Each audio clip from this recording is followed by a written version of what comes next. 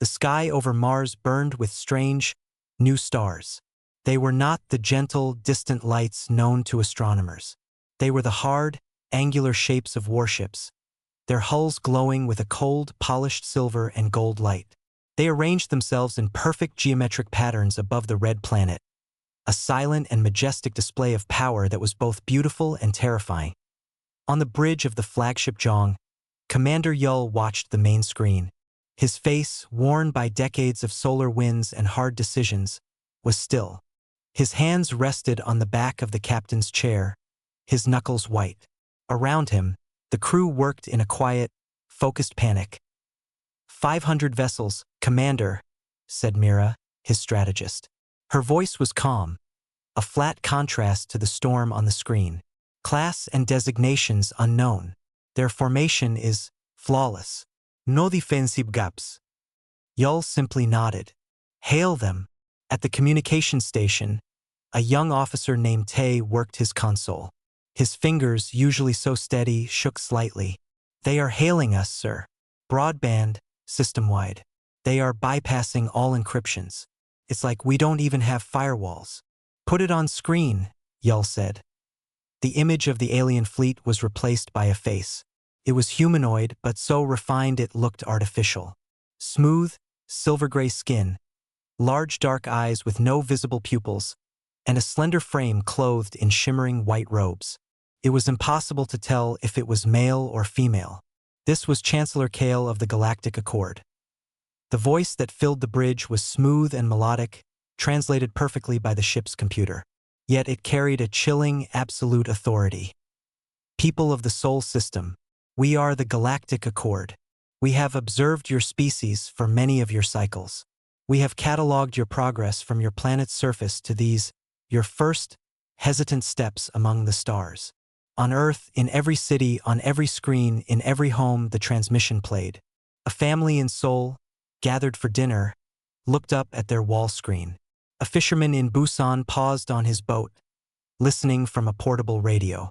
The entire planet held its breath. Your history is one of fascinating contradiction, Kale continued. You create art of profound beauty. You also wage war with horrifying brutality. You show great compassion to your own. You also show devastating greed and cruelty. This emotional volatility, this chaos, is a fundamental threat to the perfected order of the galaxy. In a lab on Luna, a xenobiologist named Hannah watched, her heart sinking. She had studied theories of first contact, of cultural exchange. This was not any of those things. Kale's expression did not change. You are a young, dangerous fire, threatening to spread from your hearth and burn down a forest that has taken eons to grow into peaceful balance. We cannot allow this. The image shifted to show schematics, diagrams of human brains, of neural pathways, designs for sleek, sinister devices. Therefore, the Accord offers you a path to survival. You will surrender all military and interstellar vessels. You will submit to governance by Accord administrators. Your population will receive neural implants to moderate your extreme emotional states, to end your cycles of conflict and pain. You will join our order in peaceful, productive harmony. A wave of cold dread washed over every human listening. These terms are not negotiable, Kale said, the pleasant tone never wavering. You have 72 of your hours to signal your complete and unconditional acceptance. A fleet will then descend to your homeworld to begin the integration. The screen showed a view of Earth, a beautiful blue and white marble. Then a targeting reticule appeared over it. Hundreds of smaller reticules appeared over every major city, every spaceport, every installation. If you refuse, or if you attempt any form of resistance, you will be removed. The biosphere of your world will be preserved for a more suitable species. Do not mistake this for malice. It is simply gardening. The transmission ended. The screen returned to the view of the silent, perfect alien fleet hanging over Mars. The silence on the bridge of the Jong was absolute. It was a silence filled with the echo of an ultimatum. Surrender your soul or be erased. Mira was the first to speak, her voice a low whisper. Gardening. Yul pushed himself away from the chair. His face was granite. Record a message for Earth Council. Standard encryption. Tay nodded, his face pale. Recording, sir. Yull looked directly into the camera. This is Commander Yull of the Orbital Defense Vessel Zhong. We have all seen and heard the transmission. I will not tell you not to be afraid. Be afraid. But do not, for 1 second, believe their lie. He took a sharp breath. They do not offer peace. They offer anesthesia. They do not offer harmony. They offer slavery. They have not come to welcome us to the galaxy. They have come to break us on the wheel of their order. My recommendation is simple. We send them our answer. He made a sharp, cutting motion across his throat. Tay stopped the recording. Send it? Yull said. What? Mira asked quietly. Is our answer going to be?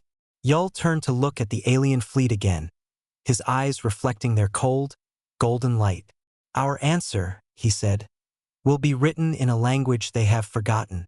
It will be spoken in a voice they do not understand. It will be delivered by a hand they never saw coming. He opened a secure channel, one that used old, buried physical cables deep within Earth and its colonies. It was a channel with a single, pre-programmed code name. Yull input his command authority and spoke 2 words into the void. Wake Phoenix.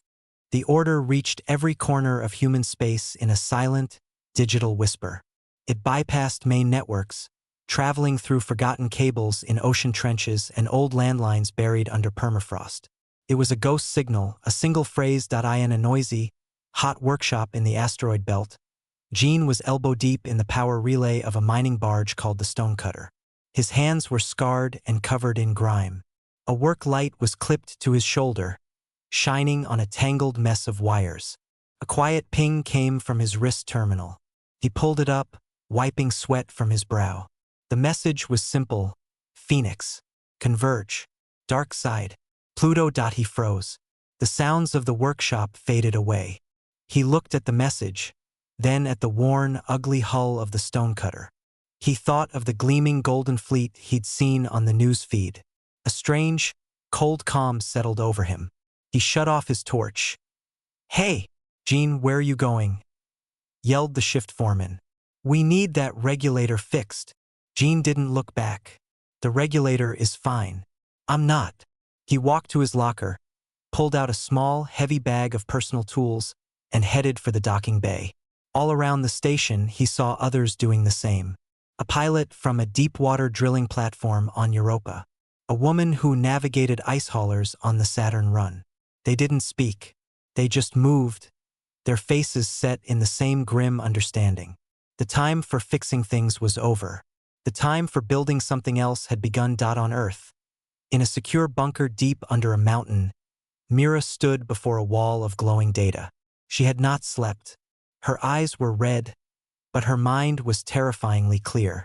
The Earth Council was screaming, arguing, begging for more time. They were politicians. Her job was strategy. A young aide ran in. Ma'am, we're getting confirmed signals. The Ghost Fleet is assembling. But it's a mess. It's just cargo haulers and scrap. Good, Mira said, her voice flat. She zoomed the holographic map to the dark side of Pluto, a place of permanent shadow.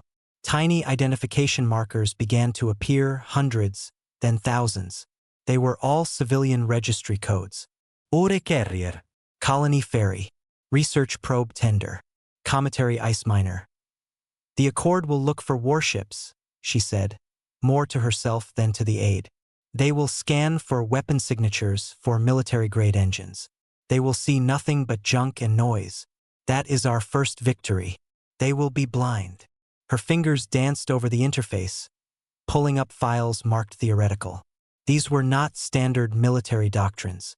They were studies on guerrilla warfare in space, on using asteroids as projectiles, on overloading reactor cores to create electromagnetic pulses. They were the tactics of the desperate, the outgunned, the cornered. She began to package them into data bundles and fired them toward the gathering point at Pluto. In the silent, cold dark beyond Pluto's orbit, the ships arrived. It was not a graceful fleet maneuver. It was a traffic jam of cosmic proportions. The Stonecutter rattled and groaned as Gene brought it into a rough holding pattern. Out the viewport, he saw a colony transport ship, its spacious viewing decks now dark and empty. He saw a massive fuel tanker, its hull still stained with radioactive isotopes. He saw a pre-FTL generation ship, a museum piece, being towed by a swarm of tugs. A gruff voice crackled over a general frequency. This is Commander Yull on the mobile command platform Nameless. All engineers and technicians, link to Grid 7. We have the schematics. We have zero time. Get to work. The Nameless was not a warship. It was a hollowed-out asteroid processing station, ugly and functional. It became the heart of the operation. Gene attached his stonecutter to a docking clamp on Grid 7.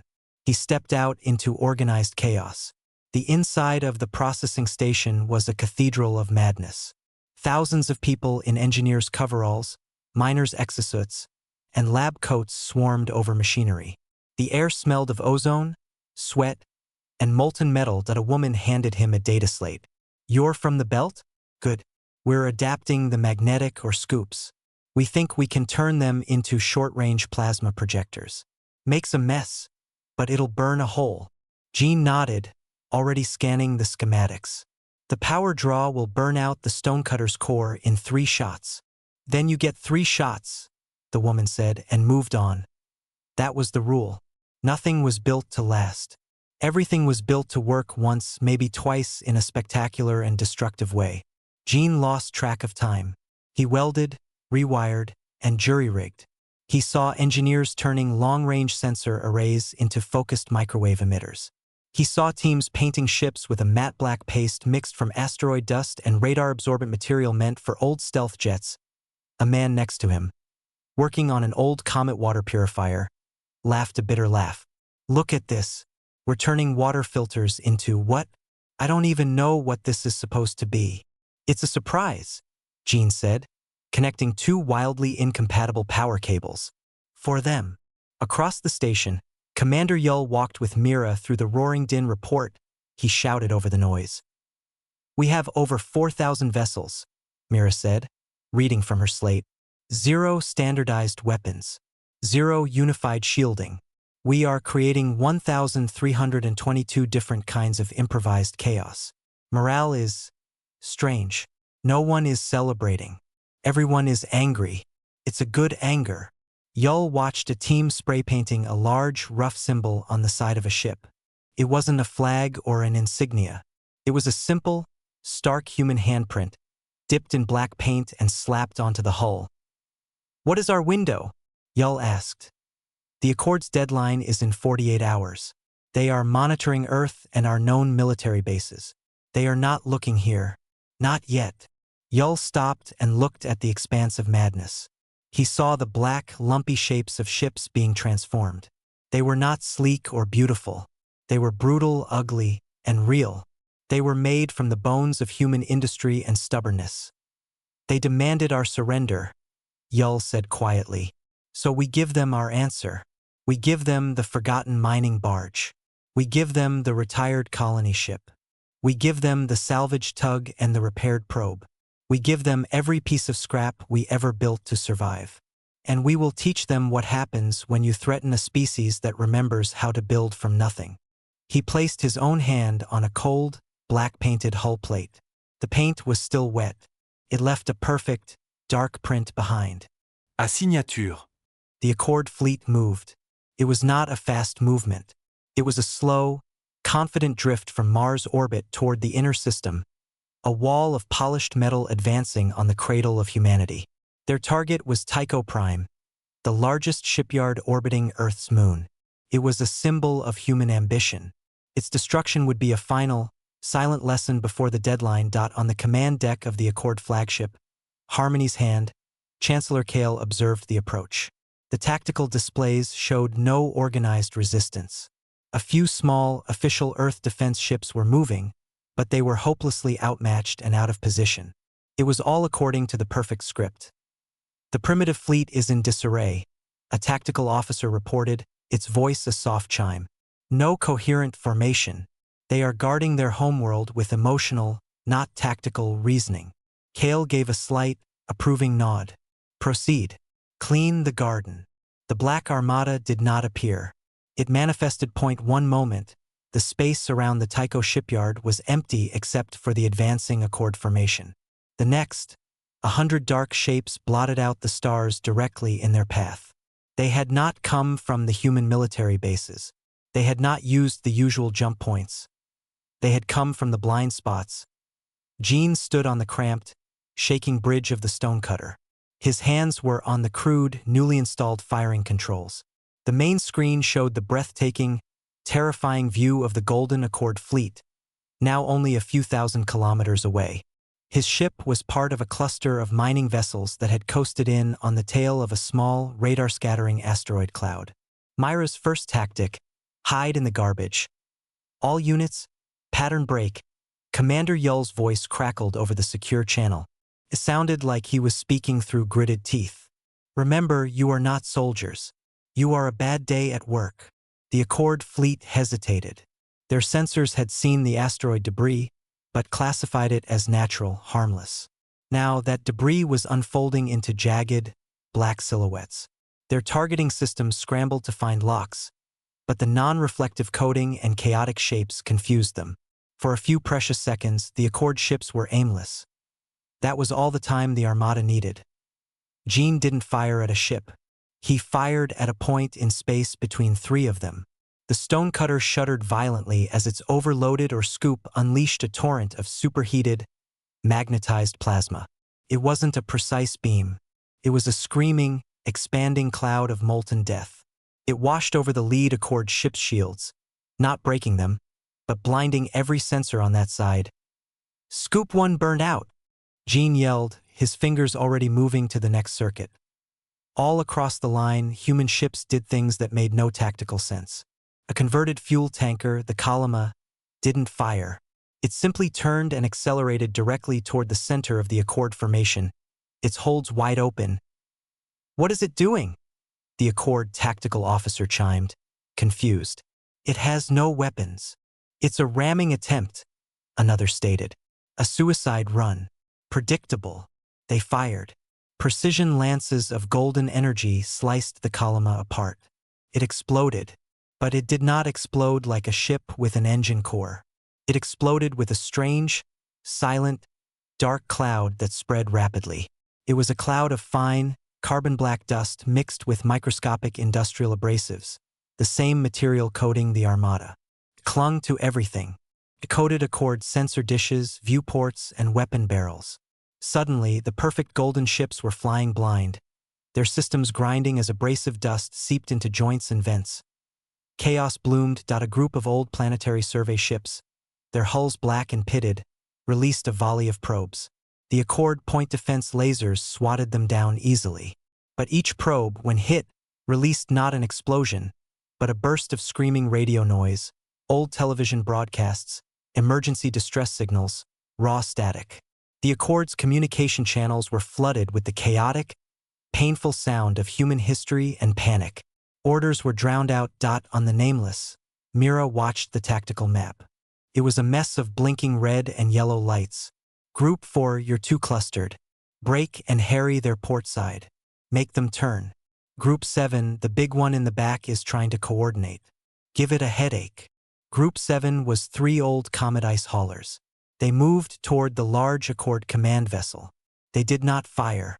Instead, they began spraying their entire loads of water, thousands of tons of it, directly into space, creating a sudden, localized fog bank of flash-frozen ice crystals.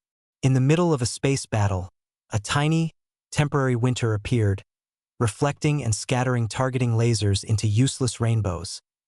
The Accord formation, a perfect diamond, began to come apart.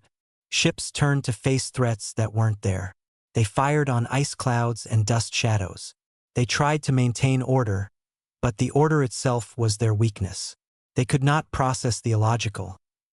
Gene fired his second plasma scoop. This time, he aimed at the engine glow of a mid-sized Accord ship. The molten spray splashed across its thrusters. There was no catastrophic breach. Instead, the ship's engines sputtered and died, its trajectory sending it drifting helplessly into the path of its sister ship. A minor collision, but an unthinkable one for a perfect fleet. A triumphant shout started to rise in Jin's throat. Then a lance of pure golden light speared through the dark. It caught a converted colony ship, the Guangzhou, that had been trying to deploy more dust. The Guangzhou vanished in a silent, perfect sphere of light. No debris. Just nothing. The celebration died. This was not a game. The Accord was learning. Their shots were becoming more focused, beginning to pick out the larger human vessels. Fall back. Yul's voice came, hard and clear. Pattern fade. To the rally point. Now. The Black Armada didn't retreat in formation. They broke apart like a startled flock of birds. They fired their remaining weapons wildly to create more clouds and noise. They dove behind the wreckage of the Kalama, used the ice fog as cover, and vanished back into the shadowed places they came from. In less than 10 minutes, the space near Tycho Prime was empty again, save for the drifting, scratched, and confused Accord fleet and the expanding cloud of black dust on the Harmony's hand. The silence was total. The tactical displays were clearing, showing minimal physical damage to the Accord fleet. One ship disabled, a few others with surface scoring. Yet, it was a profound defeat. Chancellor Kale stared at the main screen, now obscured by a fine, dark smudge on the outer camera. The perfect garden had been attacked not by another gardener, but by wild animals that threw mud and stones. The tactical officer's chime was hesitant. Analysis. Enemy combatants used no standardized weaponry. Tactics were incoherent. Damage was primarily systemic and sensory. Psychological impact. High. Kale finally spoke, the smooth melody of its voice now touched with a cold, unfamiliar note. It was the first ripple on a still pond. Incoherent, Kale repeated. It looked at the dark smudge on the screen, a stain on perfection. No. It was a message. They have not sent their warriors. They have sent their mechanics. Turned from the screen. The order was simple, and it echoed the one given by Yul hours before. Find them. The silence that followed was different. It was not the dead silence of the void, or the perfect silence of Accord order. It was the thick, heavy silence after a great storm. The sound of held breath in the heart of the Helios Nebula. The golden sphere of the Accord fleet was still there, but its light was dimmed. Ships drifted, their formations broken. Their weapons were cold. On 1,000 bridges, alien officers sat at their stations, motionless. They were not dead. They were overwhelmed. For the first time in their controlled lives, or in the long mechanized existence of their chancellor, they were feeling the echoes of a past they had tried to erase. They were remembering, and they had no idea what to do with the memories on the bridge of the Harmony's hand. Chancellor Kale slowly straightened. Its smooth face was unchanged, but its eyes were different. They held a new, deep weariness, a shattered look. It had felt the grief of a species it had considered a weed. It had felt the weight of every name in that human vigil. The experience was not glorious. It was devastating. It was truth. Kale looked at the main screen, at the small, black cluster of human ships. They were no longer irritants. They were a monument to everything the Accord had tried to forget. Stand down, Kale said, its voice a raw whisper, the melody completely gone. All vessels, power down offensive systems. Do not approach them. The order went out. Across the vast fleet, golden lights winked out. The killing sphere became a somber, silent audience on the Nameless. The crew watched their sensors in disbelief. Gene let out a shaky breath he didn't know he was holding. Myra's analytical mind raced, looking for the trick, the second wave. It did not come. Tay's console chirped. Incoming communication from the Accord flagship. Audio only. Yul nodded. Put it on speaker. Kale's voice filled the bridge, flat and exhausted. You have not won a war, Commander Yul. You have started a sickness. You have unleashed pain upon a galaxy that was at peace. Yul's reply was quiet. It was not peace, Chancellor. It was quiet. There is a difference. We did not start the pain. We just reminded everyone where they had buried it. There was a long pause. What is your demand? Kale asked finally. Yul looked around at his tired, sooty bridge crew. He thought of Hannah somewhere in an Accord cell. He thought of the thousands of names that were still echoing in the nebula. Our demand is the same as it always was, Yull said. You leave. You take your fleets and you go back to your core worlds. You deactivate every Harmony engine. Not by destroying them. You let the people on those worlds turn them off themselves, if and when they choose to. That will create chaos, Kale said. But there was no force behind the words. It was just a statement of fact. Yes, Yull agreed. It will. Then it will create something else. Something real. The Accord fleet began to withdraw. It was not a triumphant retreat, nor a defeated rout. It was a slow, solemn departure. They gathered their damaged ships and turned toward the galactic core, their golden light fading into the nebula's glow until they were gone. The Black Armada did not follow. They had no home to return to and no desire to conquer. One by one, their ships, battered and broken, began to move, but not toward Earth. They went to the worlds they had touched. The stonecutter with Jean on board limped to the Giarval mining colony. They did not land. Using their last functional tools, they carefully broke apart their own ship, and with the pieces they built a simple orbital marker. It was not a pretty thing. It was made of scrap metal and blackened hull plates. On it, they welded the names of the Giarval's own forgotten heroes, names recovered from old data cores on Alara. The archaeology vessel Gyeongbok settled on the surface, its engines dead. Its crew used its hull as the foundation for a new library, filled with the stories and art the Accord had archived and forgotten. The Nameless itself, the great, ugly processing station, made its final journey to a neutral system. There, with the help of crews from a dozen different, newly awakened species, it was taken apart. Its pieces were not discarded.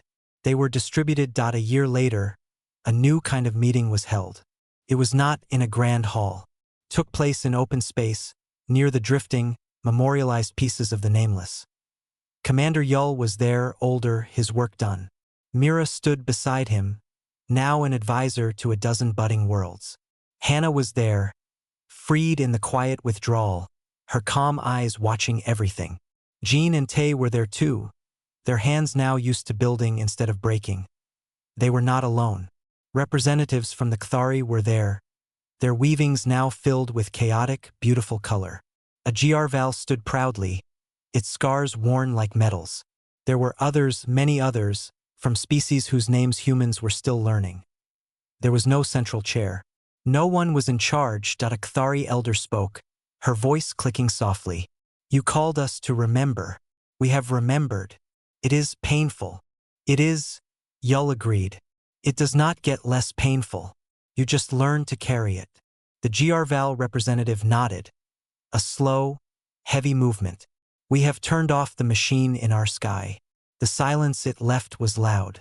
Now we hear our own hearts. It is confusing. It will be, Hannah said, smiling gently. For a long time, they did not form an alliance. They did not sign a treaty of peace. How could they?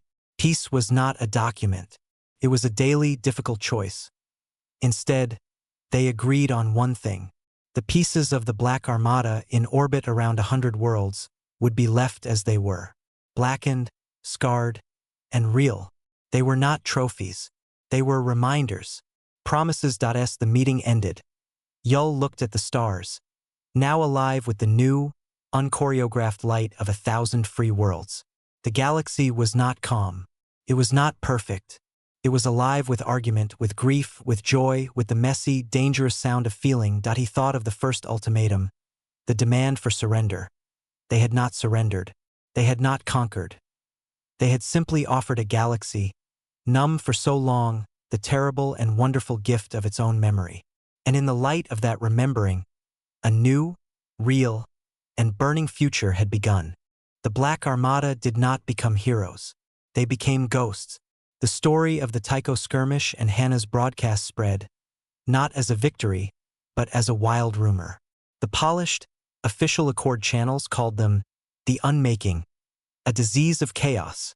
But on the dark networks, on whispered frequencies, they had another name, the Remembers. Commander Yull stood before his senior crew on the Nameless. The mood was different now. Before the first fight, there had been frantic energy. Now there was a cold, patient purpose. They had drawn blood. They had gotten the giant's attention. The next move had to be smarter. "We cannot fight their fleet," Yell said, his voice flat. "Not directly. Even if we had 1,000 more ships, they would grind us to dust. We need to change the battlefield." Mira stood up. A holographic star map glowed between them. She pointed to specific systems, each marked with a soft, pulsing blue icon. "Harmony engines," she said. "According to the data in Hannah's broadcast and our own deep space listens, these are the source of the Accord's control. They broadcast a field. It doesn't just suppress rebellion. It suppresses strong feeling, ambition, passion, grief. It makes entire species docile, peaceful, empty." Gene, his hands still stained with coolant from repairing the stonecutter, frowned. "So we blow them up?" "No," Mira said, a strange light in her eyes. "Think like a mechanic, Gene. What happens if you disrupt a field generator? You don't destroy it. You make it glitch." She zoomed in on one engine, a ring-shaped construct around a small green moon. "The field is a blanket. We throw a rock under the blanket. A sharp, emotional rock." Their first target was the world of Alara, home to the Kthari, a species of brilliant weavers and artists who now produced only flawless, identical tapestries for the Accord.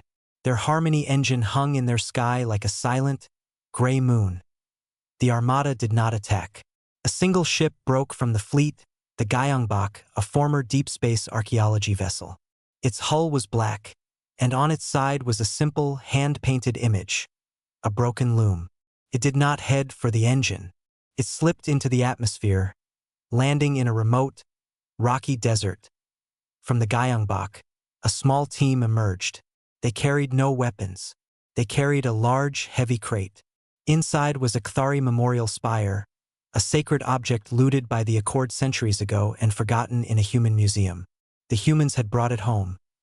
They placed the spire in the desert, activated a simple beacon, and left.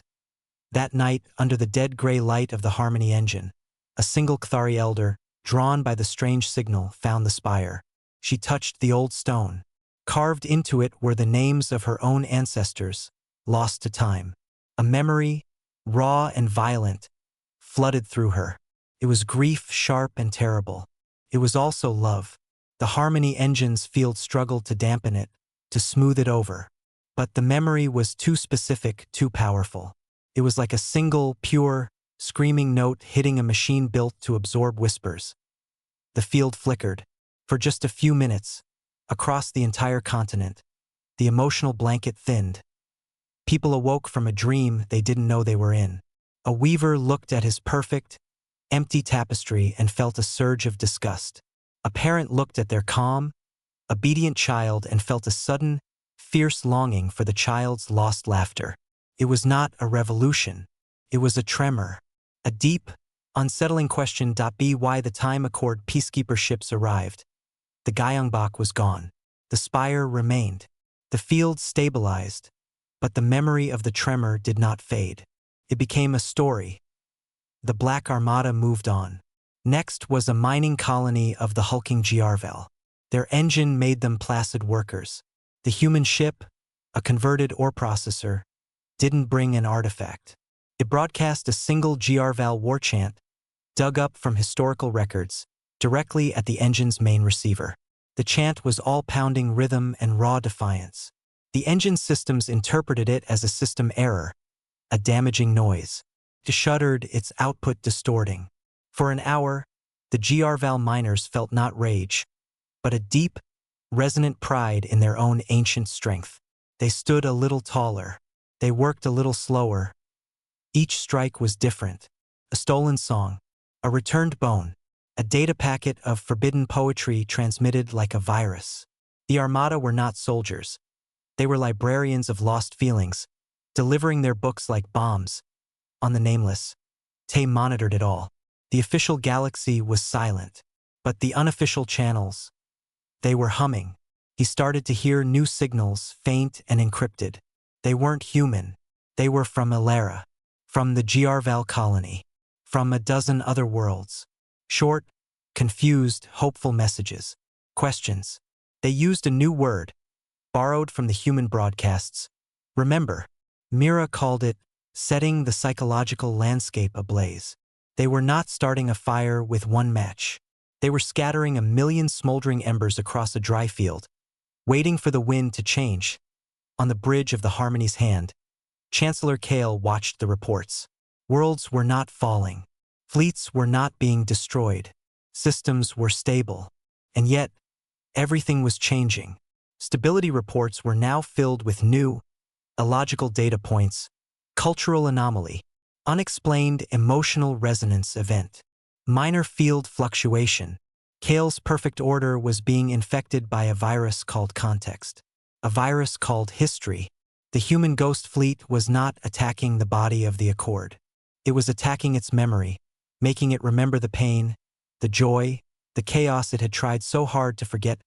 Kale looked at the star map, now marked with the faint, irritating scars of human activity. They were like scratches on polished glass. "They do not conquer," Kale said to the empty room, its voice no longer melodic, but analytical and cold. "They contaminate." It was realizing too late the true nature of the enemy. Humanity was not a rival empire. It was a spark. And a spark does not need to win a fight against a blanket. It just needs to find a single dry thread to burn. The galaxy was full of dry threads, waiting. The whispers became a roar. The galaxy was waking up. This was no longer a fight between the Accord and humanity. It was a storm, and the Black Armada was just the first crack of thunder. On a dozen worlds, small rebellions flickered. A Harmony engine on a fringe world went mysteriously offline for a full day. Accord supply ship vanished. The perfect, silent order was filled with noise. Chancellor Kale knew it had to end. The source of the infection had to be burned away. Not a single shipyard or planet. The infection itself. The Black Armada. They created a perfect trap. Using deep space probes, they let a false signal leak. It suggested a massive, secret shipyard where the humans were building real warships. The location was the Helios Nebula, a dense cloud of gas and radiation near the galactic core. It was a place where sensors were blind and navigation was a nightmare. A perfect place for ghosts to hide. And a perfect place for an ambush. On the Nameless. The signal was picked up. The crew was excited. A real shipyard could change everything. But Mira stared at the data, her face pale. "It's a trap," she said, her voice hollow. "The signal is too clean. It's bait." Yul nodded slowly. He looked old and very tired. "I know." A heavy silence filled the room. "Jean broke it. So we don't go. We stay away. We keep doing what we're doing." "No," Yul said. "We go." Mira looked at him, shocked. "Commander, it's suicide. They will have the entire Accord fleet waiting. It's a kill box." "Yes," Yul agreed. "But they will only do this once. They will throw everything they have at us. All their power in one place focused on one target." He looked at each of them. "We are that target. We are the spark. And a spark's final job is to show everyone how much fuel is ready to burn." He was not asking them to fight. He was asking them to be a signal.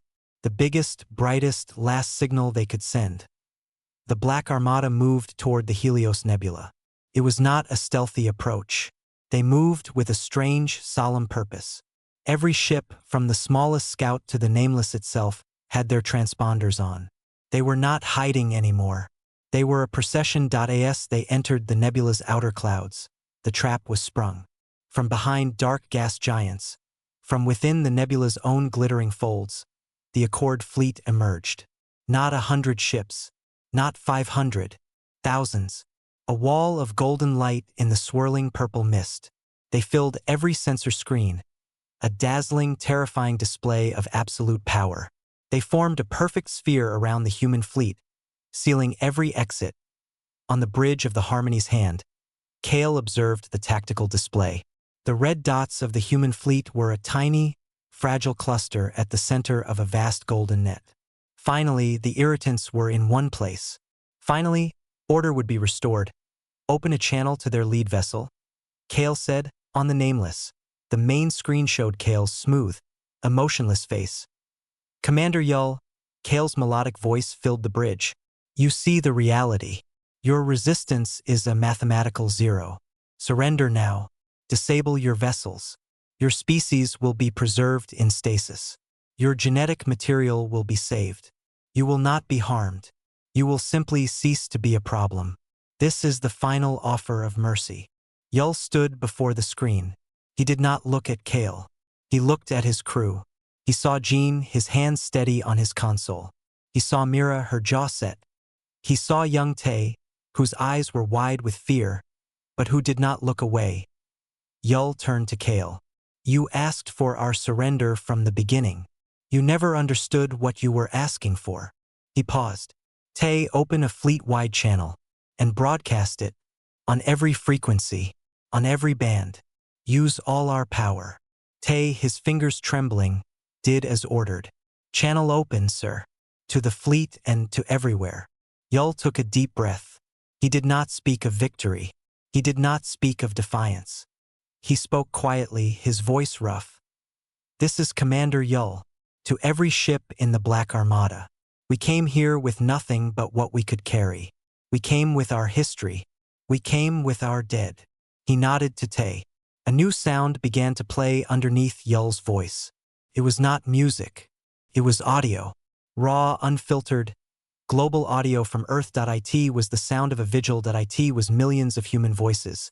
Speaking softly, singing, crying. They were speaking names into the night. Minsu. Yi-e.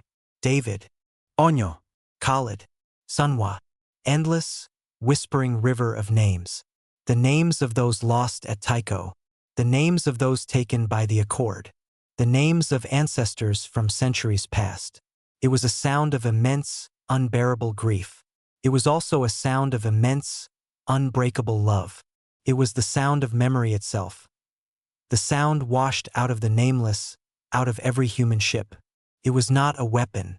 It was a truth. A wave of pure, concentrated emotional signal.it hit the Accord fleet.it first. Nothing happened.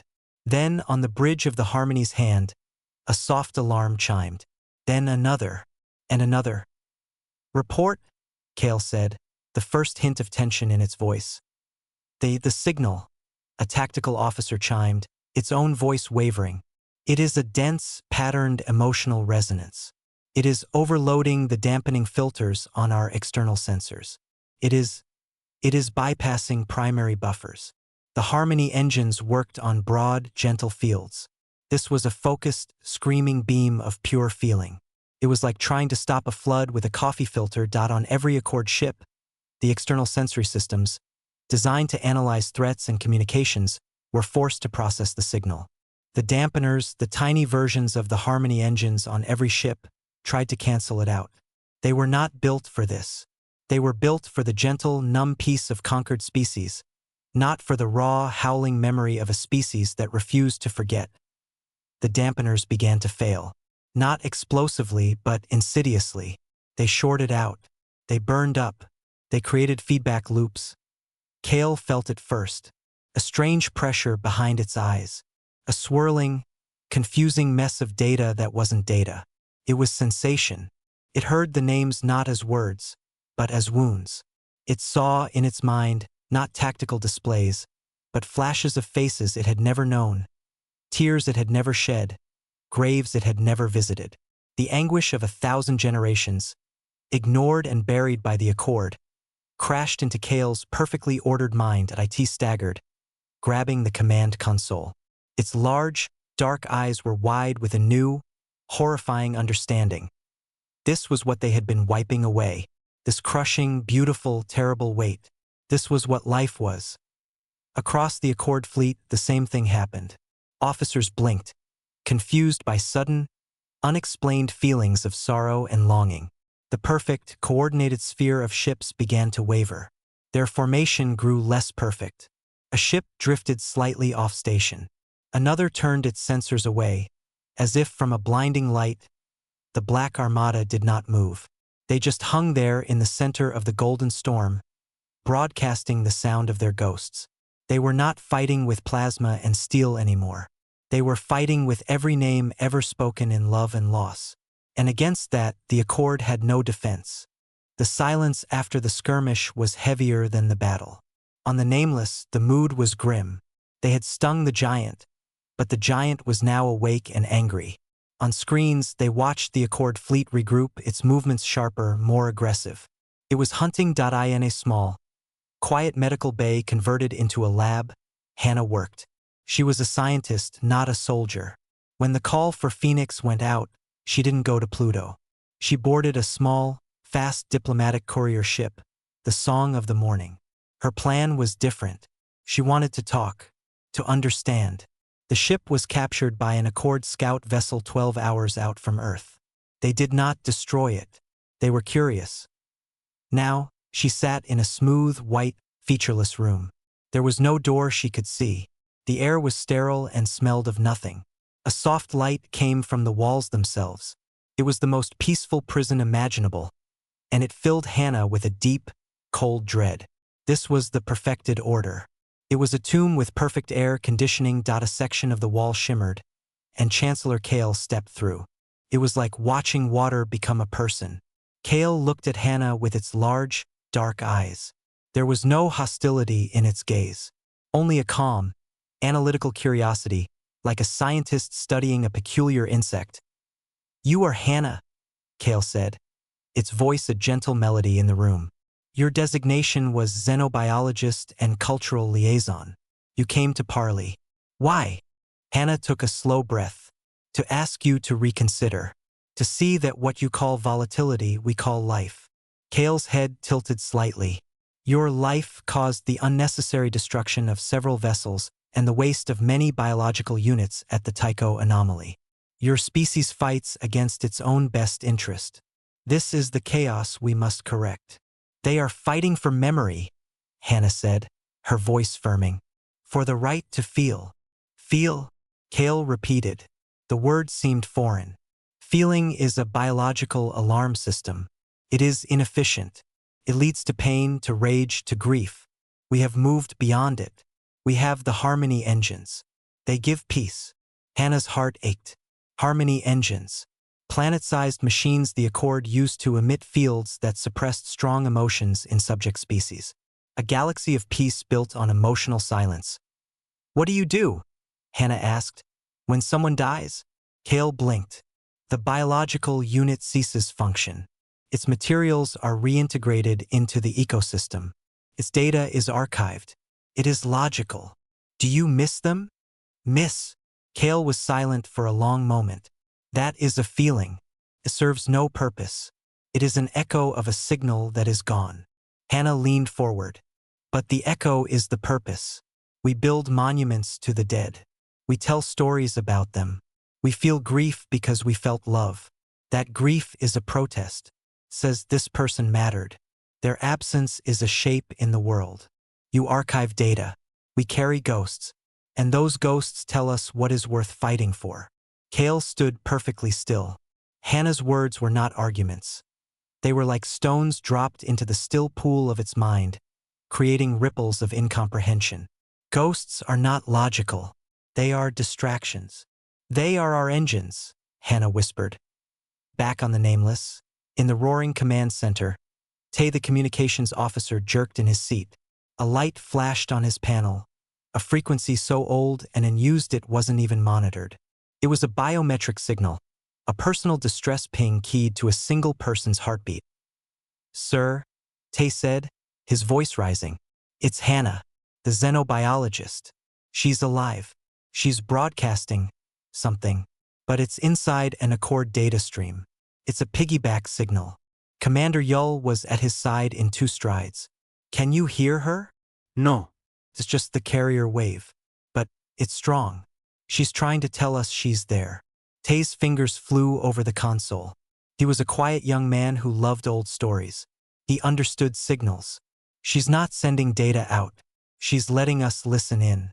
I think I can tap the feed from her end." "Do it," Yull said, "and broadcast it everywhere." On the Accord ship, Hannah knew her implant was active. It was a simple health monitor. She hoped Tay, the clever boy who loved puzzles, would be listening. She kept talking, giving him a door to kick down. You have no art, do you? Hannah asked Kale. Not real art. You have perfect patterns. But do you have songs written for a lost friend? Do you have paintings made from grief? Kale seemed to grow weary of the discussion. Such things are a waste of energy. They are the sparks from your unstable fire. We dampen the sparks to prevent the blaze. The word blaze seemed to hang in the air. Hannah smiled. A sad, knowing smile. You are so afraid of fire you have forgotten what light looks like. You live in a twilight world, and you call it noon. For the first time, a flicker passed over Kale's smooth face. Something tight, almost a flinch, irritation, an emotion. Hannah saw it. Her implant would have caught her spiking heartbeat. Listen, Tae. Listen now. Tay, sweating, found the crack in the signal. He didn't pull Hannah's voice out. He did something better. He reversed the flow. He grabbed the entire audio of Hannah's conversation. Her calm, defiant words, and Kale's cold, confused responses, and he injected it back into the Accord's own open broadcast channels. Then he blasted it on every human frequency, and every alien one he could hack. Across the galaxy, the transmission erupted. A miner on a conquered desert world heard it as he worked, the words slipping into his audio feed. He stopped, his tool falling from his hand. Ghosts are not logical. A species of gentle astronomers. Their passion for the stars dulled by the Harmony Engine's field, heard it in their communal network. We carry ghosts on 100 worlds. Species who had lived in numb, quiet peace for generations heard a human woman arguing with their master about grief and love. They heard the master not understand. They heard the master call their deepest feelings sparks. It was not a call to arms. It was a mirror. For the first time, they heard their own silent, numb condition described by an outsider. And they heard that outsider refuse it. On the Accord ship, alarms chimed softly. Kale's head turned, as if listening to a distant sound. Its gaze returned to Hannah, and now the curiosity was gone, replaced by something colder. Recognition. You are not a diplomat, Kale said, the melody gone from its voice. You are a weapon, a psychological weapon. Hannah sat up straight. No. I am a reminder. You demanded our surrender. But some things cannot be surrendered. They can only be forgotten. And we, she said, thinking of the black handprints on the hulls at Pluto. We are very, very good at remembering. The wall shimmered, and Kale was gone. The sterile room was silent again. But the silence was different now. It was not peaceful. It was the silence of a held breath, waiting for an echo to return. Across the stars, the echo had been heard. It was not the roar of the Black Armada's engines. It was a quieter, more dangerous sound. The sound of a galaxy beginning to remember what it felt like to feel.